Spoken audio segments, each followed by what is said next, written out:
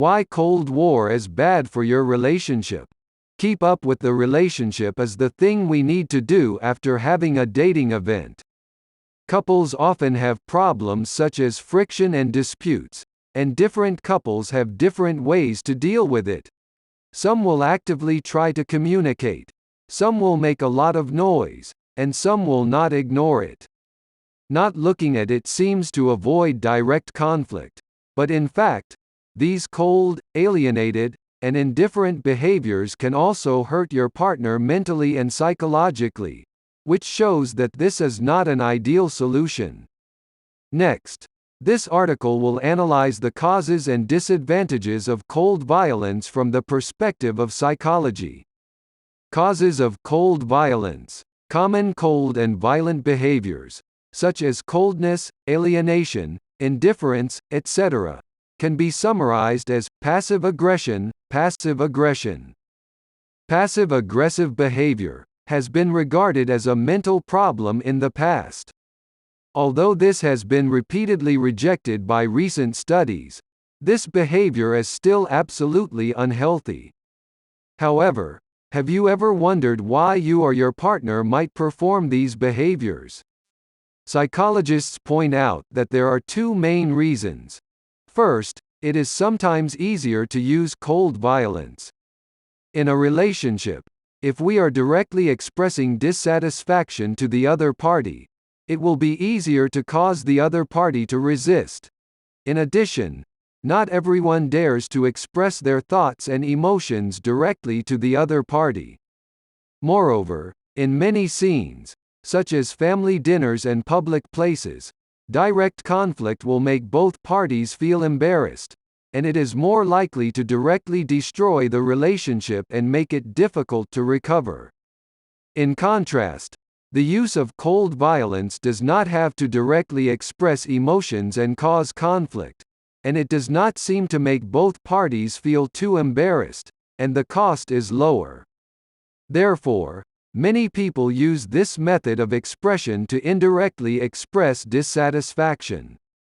Second, the use of cold violence may be due to habit and character. When some people grow up, their parents, teachers, etc. may not encourage or allow them to directly express anger and other emotions. They may also have broken up their relationship due to quarrels and conflicts with their partners, so they can express their opinions directly or even directly conflict. Other methods have negative impressions. In addition, some people have a grudge about being controlled by others in their relationship or being inferior to their partners, but they dare not directly challenge the authority of the other person when they are unwilling to obey.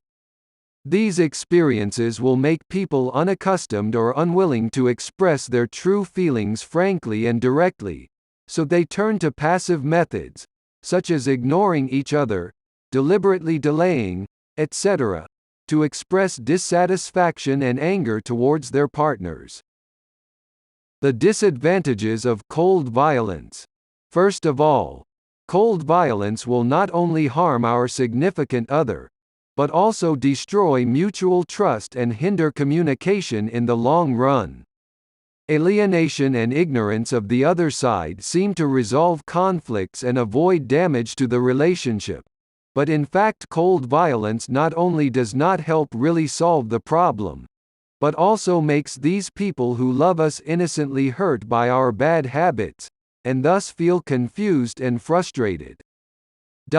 If these problems accumulate over time, I am afraid that one day the two sides will become unbearable, and even greater conflict will break out, leading to a breakdown in the relationship. Moreover, the use of cold violence is detrimental to the mental health of children. As mentioned above, many people who use cold violence are because they were influenced by their parents in childhood.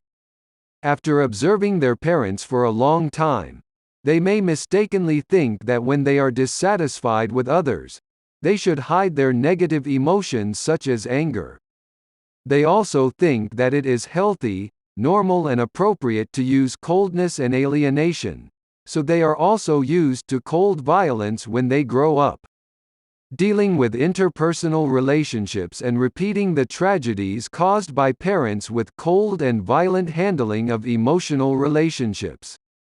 Of course, not everyone who is injured by cold violence will also use cold violence, and using cold violence is definitely not healthy for relationships.